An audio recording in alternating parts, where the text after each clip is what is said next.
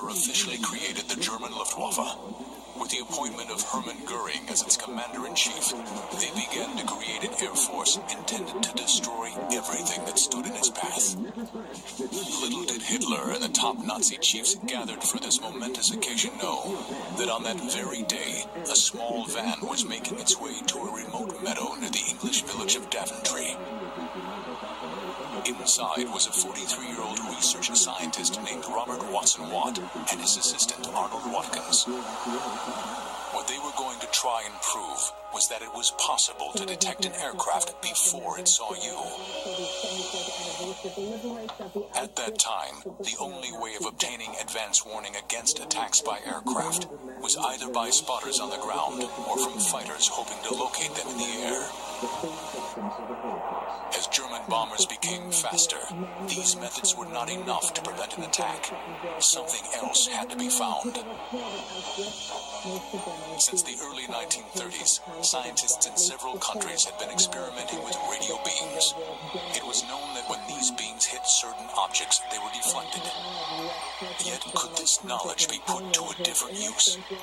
Well, of all these places in the world that invented radar, Britain was the one that had the most pressing need to fast forward its development as a defensive weapon. They knew that if you had aircraft that were going to be capable of delivering bombs, and this previously isolated island was an island no more. In 1934, the British Air Ministry set up a committee under a prestigious Oxford-trained chemist named Henry Tizard. His task was to investigate new technologies as an effective defense against air attacks.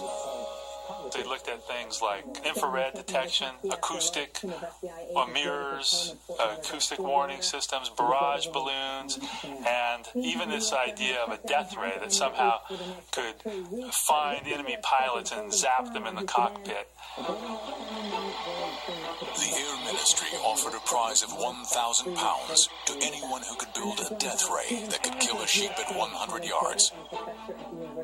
Although this appeared to be in the realm of science fiction, the British government was worried that the Germans were working on such devices.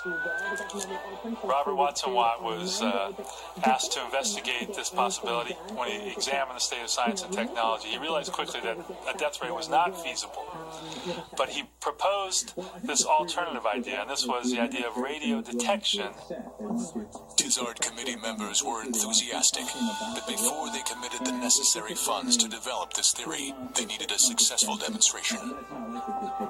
Watson Watt had known that when an aircraft flew over a radio transmitter mast, it caused a fading of the radio signal. After a series of trials and experiments, he was ready to prove his theory.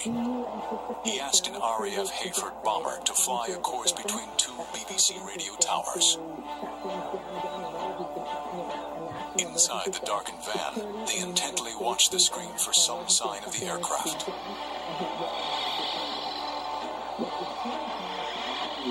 Slowly, they saw a faint but unmistakable blip magically appear. As the plane moved from left to right, so the signal changed in length. Anyone know how to operate one of these? As the aircraft flew at different heights, again the signal changed.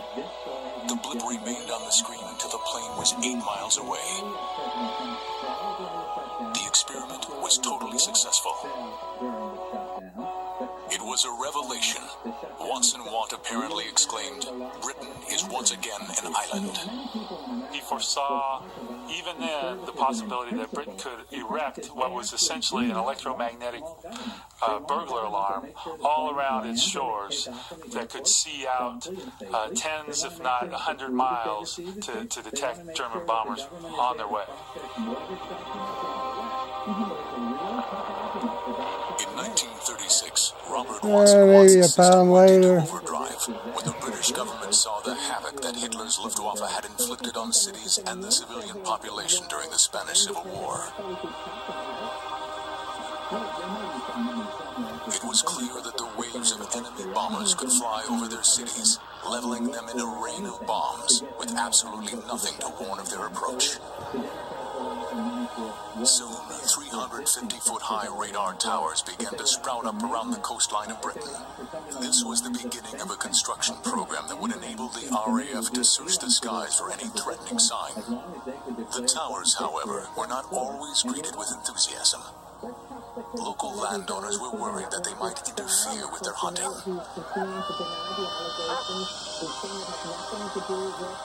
By late 1938, Britain had constructed a series of these towers all along its coast, from Portsmouth in the south to Scotland in the north. Each tower's transmission range extended to over 100 miles. Together, they formed an invisible shield that no aircraft could penetrate undetected. This entire web of surveillance became known as the Chain Home System. By mid-1939, reports from German spies in Britain were reaching the Luftwaffe.